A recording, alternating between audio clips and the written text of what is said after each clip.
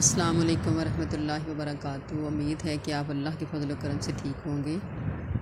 دیکھیں، بندہ خطاؤں کا پتلا ہے، شیطان سائی کی طرح اس کے ساتھ چمٹا رہتا ہے۔ کسی بھی وقت اس سے گناہ سرزد ہو سکتا ہے۔ اگر گناہ کے فوراً بعد پشیمان ہو، معافی کی طلب میں اللہ تعالیٰ کا دروازہ کھٹکھٹا دے تو اللہ گناہ کو معاف فرما دیتے ہیں۔ پھر اگر گناہ ہو جائے تو اللہ تعالیٰ سے پھر معافی فرما دیتے ہیں۔ اسی طرح اگر وہ بار بار بے اختیاری کے عالم میں اس سے گناہ سرزد ہو جاتا ہے تو جتنی بھی بار وہ اللہ سے معافی مانگتا ہے، اللہ تعالیٰ اسے معاف فرماتے جاتے ہیں۔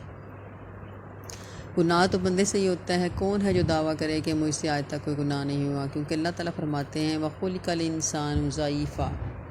سورۃ النساء آیت نمبر 28 ہے، جس کا ترجمہ یہ ہے کہ انسان کو ضعیف پیدا کیا گیا ہے۔ انسانی اعصاب بڑے کمزور ہیں۔ تمام زندگی میں کوئی بھی گناہ نہ کرنا انتہائی مشکل بلکہ ناممکن ہے۔ اس لیے اللہ تعالیٰ نے توبہ کا دروازہ بلا تفریق ہر کسی کے لیے اس کی موت تک کا وقت آنے سے پہلے، ہر انسان کے موت کا وقت آنے سے پہلے تک کا کھلا چھوڑ رکھا ہے کہ کسی بھی وقت وہ پلٹ آئے۔ رب کی رحمت مسکرا اٹھتی ہے۔ اللہ تعالیٰ کا یہ منشا ہرگز نہیں ہے کہ انسان سے اگر کوئی خطا ہو جائے تو اسے معاف نہ کرے، بلکہ اس کا مطالبہ یہ ہے کہ خطا کرنے والا بندہ پلٹ آئے، توبہ استغفار کرے۔ ایک روایت میں ہے کہ صحیح بخاری کی روایت میں نبی حضرت ابو سعید خدری رضی اللہ تعالیٰ عنہ فرماتے ہیں کہ رسول اللہ صلی اللہ علیہ وسلم نے فرمایا کہ تم میں سے پہلے لوگوں میں ایک آدمی مرنے لگا تو اس نے اپنے بیٹوں سے کہا، دیکھو میں تمہارا باپ کیسا تھا؟ انہوں نے کہا، بہت اچھا تھا۔ باپ کہنے لگا، میں نے کوئی نیکی نہیں کی جو اللہ کی راہ میں بیچ سکتا۔ اگر کہیں اللہ نے مجھے پکڑ لیا، اس کو یہ تھا کہ میں بہت گناہ گار ہوں، تو اگر اللہ نے مجھے پکڑ لیا تو سخت عذاب دے گا۔ تم ایسا کرنا کہ جب میں مر جاؤں تو میری لاش جلا دینا، جب جل کر کوئلہ ہو جائے تو تم اس کو خوب پیسنا، اور جس دن زور کی آندھی ہو اس دن یہ راکھ آندھی میں اڑا دینا۔ نبی کریم صلی اللہ علیہ وسلم نے فرمایا کہ اللہ کی قسم، اس نے اپنی اولاد سے یہی عہد لیا۔ آخر انہوں نے اس کے مرنے کے بعد اس کو ایسے ہی جلا دیا، اس کی راکھ کو آندھی کے دن یہ راکھ جو تھی اڑا دی۔ تو اللہ تعالیٰ نے کن کا لفظ کہا تو وہ شخص فوراً سامنے کھڑا تھا۔ اللہ نے پوچھا کہ اے میرے بندے، یہ تو نے کیا کیا؟ اس نے کہا، ہے میرے پروردگار، تیرے ڈر اور تیرے خوف کی وجہ سے کہ اللہ تعالیٰ اس کو کوئی سزا نہ دے دے، بلکہ اللہ تعالیٰ نے کیا کیا، وہ اس کو اتنا خوف اور ڈر تھا کہ اللہ تعالیٰ نے اس کو معاف کر دیا اور اس پر رحم کیا۔ تو اللہ رب العزت نے قرآن حکیم میں بطور اصول کے یہ ذکر فرما دیا ہے کہ جو بھی بندہ اس کے سامنے کھڑا ہونے سے ڈر گیا اس کے لیے جنت ہے، اور جس نے بھی دنیا کی زندگی کو ترجیح دیتے ہوئے سرکشی کو اختیار کیا اس کے لیے دوزخ ہے۔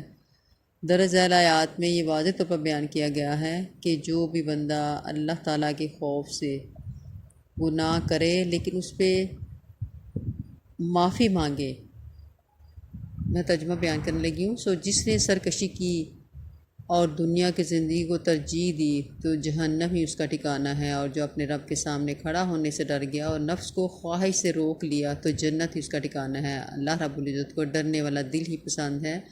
ڈرنے والے کے لیے ہی معافی ہے اور ڈرنے والے کے لیے ہی انعامات ہیں، بلکہ قرآن حکیم میں کسی شخص کے لیے دو جنتوں کا وعدہ نہیں کیا گیا، بلکہ صرف اس شخص کے لیے جو اللہ سے ڈرنے والا ہے۔ اللہ تعالیٰ فرماتے ہیں وَلِمَنْ خَافَ مَقَامَ رَبِّهِ جَنَّتَانِ، کہ جو آدمی اپنے رب کے سامنے کھڑا ہونے سے ڈر گیا اس کے لیے دو باغات ہیں۔ تو دیکھیں، جو بھی گناہ کریں آپ اس پہ اللہ تعالیٰ کی رحمت سے مایوس نہ ہوں۔ آپ گناہ کرتے ہیں تو توبہ استغفار کا دروازہ کھلا ہوا ہے۔ اللہ تعالیٰ کہتے ہیں جو نادانی میں یا جان بوجھ کر اگر تو گناہ کرے تو وہ تو اس کی معافی نہیں ہے، لیکن اگر آپ نادانی میں جانے انجانے میں نہ چاہتے ہوئے اگر آپ سے ایسا ہو جائے تو کوشش کریں کہ جب بھی آپ سے ایسا ہو تو اللہ تعالیٰ سے فوراً توبہ استغفار کریں۔ اللہ تعالیٰ بخشنے والا غفور رحیم ہے، اس لیے اللہ تعالیٰ کو ڈرنے والا دل پسند ہے۔ ابھی میں نے جو واقعہ بیان کیا وہ اسی وجہ سے ہے کہ وہ بندہ، حالانکہ اس کے بارے میں یہ ہے کہ اس نے کوئی نیکی نہیں کی، سخت گناہ گار تھا، لیکن اللہ کا خوف اس پہ اتنا طاری ہو گیا تھا کہ اس نے مرتے وقت اپنے بچوں سے عہد لیا کہ جب میں مر جاؤں تو میری خاک کو اس طرح پیس کے آپ نے اڑا دینا کہ میرا کوئی ذرا باقی نہ بچے۔ یہ خوف کی حالت تھی، حالانکہ اسے یہ تو اسے پتہ ہی نہیں تھا کہ اللہ جو مجھے ایک دفعہ پیدا کر سکتے وہ دوبارہ اس کو پیدا کرنے میں تو بہت آسانی ہے، لیکن اس سے یہ یقین تھا کہ اللہ نے مجھے معاف نہیں کرنا، اتنا خوف تھا، لیکن دیکھیں اس ڈر کی وجہ سے اللہ نے اسے معاف کر دیا۔ کن کہہ کے اس کو دوبارہ پیدا کیا اور اسے پوچھا تو نے ایسا کیوں کیا، اور اس نے پھر اپنی ریزن بتائی ہے کہ اللہ مجھے بڑا خوف تھا، اس وجہ سے اللہ تعالیٰ نے اسی خوف کی وجہ سے اللہ نے اس کو معاف کر دیا کہ اس کو میرا ہی خوف تھا جس وجہ سے یہ ڈر رہا تھا، اور اس نے اپنے آپ پہ اتنا ظلم کروایا اپنی اولاد سے کہ میری راکھ جلا کے اڑا دینا۔ وہ کس کا خوف تھا؟ اللہ تعالیٰ کا خوف تھا۔ تو اس لیے اگر آپ سے گناہ ہو جائے، ہم انسان ہیں، خطا کار ہیں، اللہ تعالیٰ کو گناہ کرنا ناپسند ہے، لیکن اس پہ شرمندہ نہ ہونا اس سے بھی ناپسند ہے کہ اگر ہم سے گناہ ہو جائے تو اللہ توبہ قبول کرنے والا، معاف کرنے والا، غفور رحیم ہے، اس کی رحمت سے مایوس نہیں ہونا چاہیے۔ اس لیے جب آپ سے گناہ ہو جائے تو اللہ سے شرمندہ ہو کر اس سے توبہ استغفار کریں، استغفر اللہ پڑھیں، استغفر اللہ والی بڑی دعائیں ہیں وہ کریں، توبہ استغفار کے لیے حاجت کے نفل پڑھیں، نماز ادا کریں، اپنے فرائض کو ادا کرنے کی کوشش کریں، تو اللہ کی رحمت سے مایوس نہ ہوں۔ اللہ تعالیٰ معاف کرنے والا غفور رحیم ہے۔ السلام علیکم ورحمۃ اللہ وبرکاتہ۔